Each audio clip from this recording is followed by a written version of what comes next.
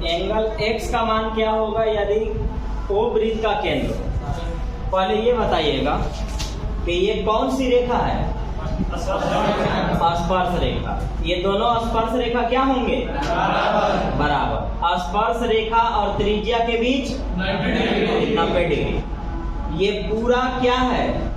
चतुर्भुज है। तो पूरे चतुर्भुज में कितना डिग्री?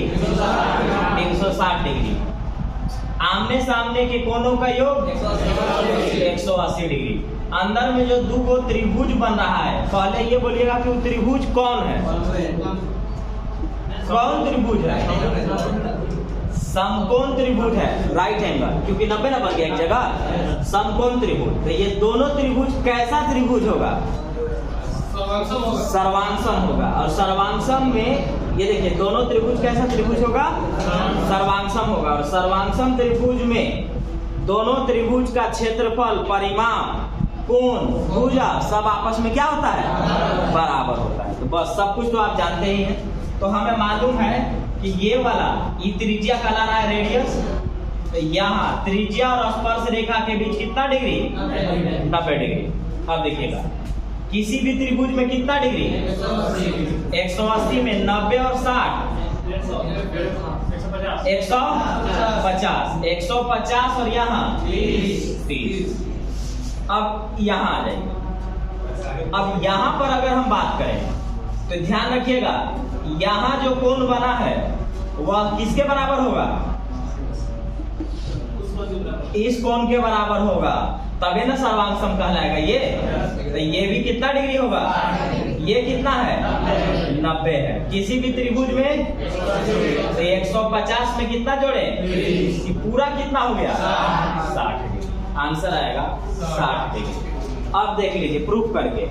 आमने सामने के कोणों का योग 180, 120 और 60 180। तो ये सब कुछ रखेंगे ध्यान। इसी पर रिलेटेड आज पूरा जितना स्पर्श रेखा, छेदक रेखा और ये फिगर के साथ जितने क्वेश्चन बनेंगे सब आज कराएंगे यहाँ से। देखिए यदि O वृत्त का केंद्र हो, OB 13, OB ये वाला आपका है 13, OA है 5, तो आपसे पूछ रहा है कि AB क्या होगा? तो हमने कहा कि ये 90 डिग्री है और 90 डिग्री की वजह से ये समकोण बनता है। और जहां भी 90 डिग्री बनता है वहां पर हम ट्रिपलेट आपको याद कराएं। तो ट्रिपलेट में 5 13 है, तो यहाँ क्या होगा? 12 हो जाएगा। तो ये हमारा डायरेक्ट हो गया आंसर 12। लेकिन अगर आप निकालना चाहते हैं तो यह 90 डिग्री के सामने कर्ण, लंब और ये आधार, तो ये आपका हो जाता AB बराबर रूट अंडर में OB स्क्वायर माइनस OA। अब आइए OB कितना है? 13, 13 का स्क्वायर 169, 5 का स्क्वायर 25, घटाएंगे तो 144। 144 से बाहर कितना है? 12। तो आंसर होगा मेरा 12। लेकिन आप ट्रिपलेट यूज करेंगे क्योंकि ट्रिपलेट हर जगह पढ़ना है आपको।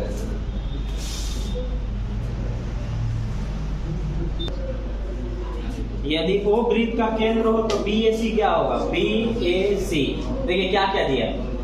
ये 65 दिया। तो हमको मालूम है एक बात कि केंद्र पर बना कोण परिधि पर बने कोण का दुगना होता है। तो अगर मैं इस लाइन को मिटा भी दूं तो कोई फर्क नहीं पड़ेगा, इसलिए ना क्योंकि आपसे BAC पूछा है। तो हम चाहें तो इसको रख के भी बना सकते हैं, हटा के भी बना सकते हैं।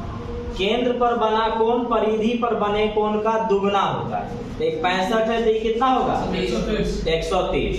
अभी तुरंत मैंने बताया कि आमने सामने के कोणों का योग 180। तो 180 में 130 बन गया, बचा कितना? और आपसे यही पूछा है कि एंगल BAC क्या होगा? तो एंगल BAC 50 डिग्री होगा। केंद्र पर बना कोण परिधि पर बने कोण का दुगना। आमने सामने के कोणों का योग 180 डिग्री, जिसमें 130 और 50 180। यदि BP 10 centimetre, AP x centimetre, CP 11 centimetre, DP 5 centimetre हो तो x का मान क्या होगा? यदि BP और CP वृत्त की दो छेदक रेखा, छेदक रेखा मतलब सेकेंड लाइन, अब आपके इसके बारे में हम थ्योरम पढ़ा चुके हैं कि वृत्त पर क्या क्या फर्क आते हैं। तो एक होगा कि वृत्त पर 2 स्पर्श रेखा खींची जा सकती है, उनके बारे में बताए थे। फिर बताए थे कि वृत्त पर 2 छेदक रेखा खींची जा सकती थी, उसके बारे में भी बताए हैं। और ये भी बताए थे कि वृत्त पर एक छेदक रेखा और एक स्पर्श रेखा हो। तो ये तीनों थ्योरम अलग अलग थे और तीनों आपको बताया गया था। अब आपको क्या करना है कि अपने से छापना पड़ेगा आपको, और छापने में गड़बड़ कीजिएगा तो गलत हो जाएगा। 2 छेदक रेखा, छेदक का मतलब इसको छेद कर देना, यानी इसको काटते हुए ऐसे करके एक पॉइंट पर जाके मिलेंगे, और दोनों में पॉइंट देखिएगा ना तो P कॉमन है, तो वो P यहाँ रहा और ऐसे ही यहाँ पहुंचेंगे। अब नाम दे देना है आपको कि क्या है। तो एक नाम है BP और एक नाम है CP, यानी एक उठा होगा BP और एक उठा होगा CP। अब आप अपना हिसाब से कुछ भी दे सकते हैं। तो आपका क्या देना है ये भी देख लेना है। तो इसमें A भी आया हुआ है और D भी आया हुआ है, तो A के साथ B रहा होगा और C के साथ D रहा होगा, ऐसा ही ना रहा होगा। अब आपको यहाँ पर थ्योरम पढ़ाया गया है कि जब वृत्त में 2 छेदक रेखा हो और फिगर ऐसे छापना होगा, और इसमें फिर बताया गया था, बोलिए याद है जिसको, तो AP अब कहां से आ जाएगा? मैंने बोला था कि फिगर देखना है, नाम तो वो कुछ भी चेंज कर देगा, वो याद थोड़ा ना करना था आपको फिगर देखना था। आपको ये वाला लाइन पूरा चाहिए था, BP इंटू AP, ये चाहिए हमको। अब इसके सामने चाहे जो भी नाम रहे उससे कोई मतलब नहीं, बराबर CP इंटू DP, बस। अब इसके साथ चाहे जो भी नाम रहे, ये वाला लाइन और ये वाला चाहिए हमको। अब यहाँ पर देखिए क्या क्या है। तो हमारे पास BP ये पूरा 10 है, तो हमने यहाँ 10 उठा लिया। AP X है, यही हमको शायद निकालना भी है। CP 11 है, ये पूरा 11 है। और DP आपके पास 5 दिया हुआ है, तो 5 दूना के 10 और 2 से 5.5 बार में आंसर आएगा 5.5। पूरा ज्योमेट्री में सिर्फ खेल है थ्योरम, जो आपको पीछे पढ़ाया गया। अगर आपको याद है तो आप पूरे के पूरे सवाल बना लेंगे, और अगर याद नहीं है तो कुछ भी यहाँ पॉसिबल नहीं है बनाना। तो ये सब ध्यान रखेंगे। लिखने में मेन, अगर आप उल्टा लिख दिए तो भी गलत हो जाएगा, ध्यान रखिएगा। मैंने क्या बोला, मैंने ऐसे बोला, ध्यान रखिएगा। लिखने में अक्सर लोग गलत करते हैं, थ्योरम जानने के बाद भी वो गलत कर देते हैं। उसने बोला कि P एक पॉइंट होगा, इसका मीनिंग निकल रहा है P, क्यों? क्योंकि 2 जगह P था। और छेदक रेखा वर्ड यूज किया है, तो P तो जा चुका है, तो एक आया होगा B यहाँ रह जाएगा, एक आया होगा C आपका यहाँ रह जाएगा। अब A और D का भी नाम है, तो A इनके साथ जाएगा और D इनके साथ जाएगा, बाकी थ्योरम आपको पता होगा। देखिए क्या दिया हुआ है, PA 8 है, PA 8, PD 4, CD 3, AB 5। हमको कोई लेन देन नहीं है, हमको सिर्फ इतना मतलब है कि 2 छेदक रेखा है, 2 सेकेंड लाइन है, और यह वृत्त को एक दूसरे से यहाँ एक पॉइंट पर जाकर के मिल रहे हैं। छेदक रेखा एक पॉइंट पर जाकर के मिल जा रहे हैं। तो हमारे पास जो थ्योरम है, बात मत करिए, रोज रोज क्लास मत खराब करिए, डेली एक ही चीज बोले जी। तो हमारे पास जो थ्योरम है डायरेक्ट वो लिखेंगे। तो हमारे पास थ्योरम है AP, क्योंकि लाइन जो भी है जिस नाम से जाना जाता हो, एक पूरा लाइन उठाया जाता है। AP गुने BP बराबर CP गुने DP। अब चाहे जो कुछ दिया गया है हम वहां से देख लेंगे, उठा लेंगे। तो PA दिया हुआ है, PA है हमारे पास 8, BP जो है हमारे पास नहीं दिया है। तो पहले तो हम ये देखना पसंद करेंगे कि ये पूरा क्या है, 8। PD कितना है, PD 4 है, PD 4 है। CD कितना है, 3। तो ये पूरा कितना होगा, 7 हो गया। अब यहीं से हम देख लेंगे अपना जो जरूरी। AP तो 8 दिया हुआ है, BP नहीं माना, रहने देते हैं BP।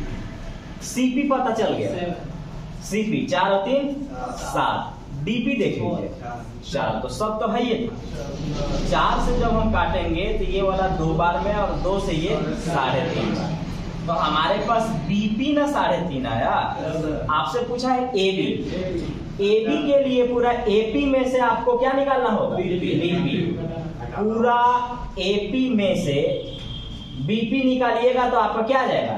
AB आ जाएगा। तो निकाल लीजिए। तो लिखेंगे आप AP माइनस BP। AP है आपके पास 8 और BP अभी तुरंत लाए हैं 3.5, आएगा कितना? 4.5। Option C. कुछ भी पूछेगा घबराना नहीं है, जो होता है बस वही अप्लाई करना है और अपने आप उस जगह पर बैठाते जाइए, आपको कुछ ना कुछ खुद निकलते चला जाएगा। चलिए, AB और CD दो जीवा, ये देखिएगा जीवा के ही काम कर रहे हैं, कॉर्ड बिंदु P पर जाकर मिल जा रहे हैं। अगर यही फिगर खुद न छाप के ये देता तो आपको समझना पड़ता कि जीवा को आगे बढ़ा रहे हैं, किसी एक पॉइंट पर मिला रहे हैं। तो जब हम जीवा को आगे बढ़ाकर किसी पॉइंट पर मिलाएंगे तो वह छेदक रेखा का काम करने लगेगा और उसके बाद ये थ्योरम अप्लाई होगा। तो हमारा होगा, बोलिए क्या होगा? AP गुने BP बराबर CP गुने DP। जो जो दिया है यही लिख दीजिए। AB आपका 5 है, PB ये 7 है, 7 है, PD 6 है, PD 6 है, CD नहीं मालूम है, उठा लेते हैं 1 से।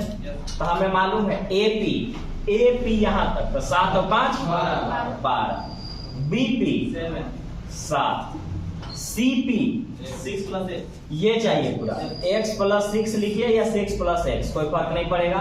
गुने DP चाहिए आपको 6 चाहिए, 6 दूनी के 12, 7 दूना 14, ये प्लस इधर आएगा तो माइनस, तो 14 में से 6 गया क्या आएगा?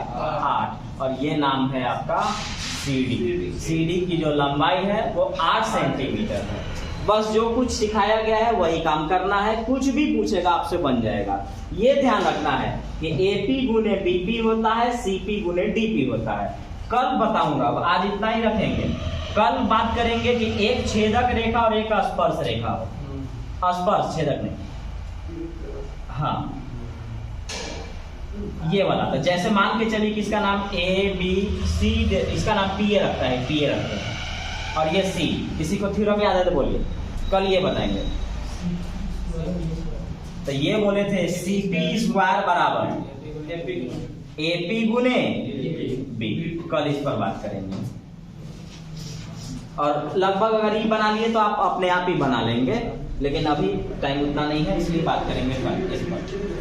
स्पर्श रेखा के बारे में भी बताए थे, तो वो आपको क्वेश्चन जब अप्लाई करेंगे तो बताया जाएगा। आज इतना ही रखेंगे।